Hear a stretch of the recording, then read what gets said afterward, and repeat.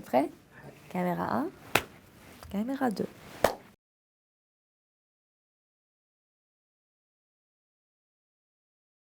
Je m'amusais beaucoup là-bas, j'avais une adolescence extraordinaire, je peux dire. En fait, la vie en Iran, c'est très normal parce qu'on ne le connaît pas, on pense que ça doit être un peu bizarre ou non. La vie, ça se passe, il y a des fêtes, il y a la vie. Bon, il y a un régime un peu fasciste, mais la vie, ça continue.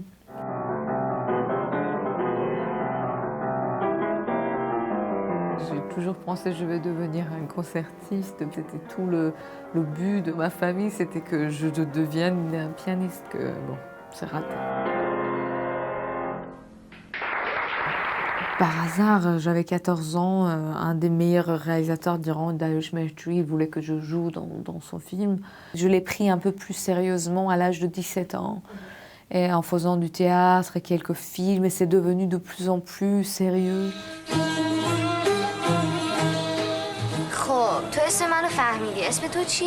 Et je me suis rendu compte que ce métier-là, je l'aime beaucoup, j'aime bien jouer et je peux influencer des masses, des gens qu'avec la musique classique, c'était pas possible. Peut-être grâce à toutes les limitations qu'on a eues, les artistes ils sont devenus assez créatifs et ça crée une genre de cinéma qu'on n'a pas vu. Alors, avec le cinéma de Kiarostami, que son âme soit en paix, Makhmalbaf, Panahi, Robadi, et là récemment avec Farhadi, les cinéastes jeunes. Il y a une énorme industrie qui se passe là-bas, mais il y a quelques films qui voyagent à cause des raisons culturelles. J'ai jamais décidé de partir d'Iran. J'adorais l'Iran et j'avais jamais envie de vivre ailleurs. J'avais 23 ans, j'ai fait mon mensonge d'État et quand je suis rentrée en Iran, à ce moment-là, ils ont pris mon passeport à l'aéroport, ils m'ont pas laissé partir. Et j'avais 7 mois d'interrogatoire. En gros, ils voulaient pas que je joue dehors d'Iran. Je représentais les mers et j'étais très populaire. Alors pour eux, c'était une menace qu'une actrice qui est bien aimée, c'est les Américains qui travaillent avec elle et ils n'aimaient pas du tout ça. Et à ce moment-là, j'ai réalisé que c'est pas possible et je dois partir. Après, ils ont passé une loi que je l'appelle la loi Goldshifteh, que chaque artiste qui veut travailler ailleurs avec les productions étrangères, il doit avoir une permission. Et j'ai réalisé que si j'étais un homme, il n'y avait pas de problème parce que l'histoire de cheveux, de corps et tout ça, ça n'existait pas autant qu'une fille. La première fois que j'ai enlevé le voile, c'était un scandale énorme. Mais après, petit à petit, tout ce que je faisais, c'est devenu politique sans...